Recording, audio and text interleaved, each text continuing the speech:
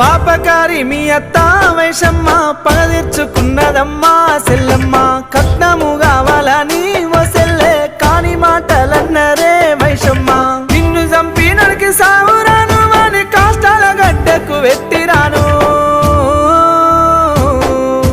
ఉయ్యాల ఉయ్యాలో ఉయ్యాలో నా సెల్లె పోతున్నది ఉయ్యాల ఉయ్యాల ఉయ్యాలో ఉయ్యాలో వైషమ్మ పోతున్నది ఉయ్యాల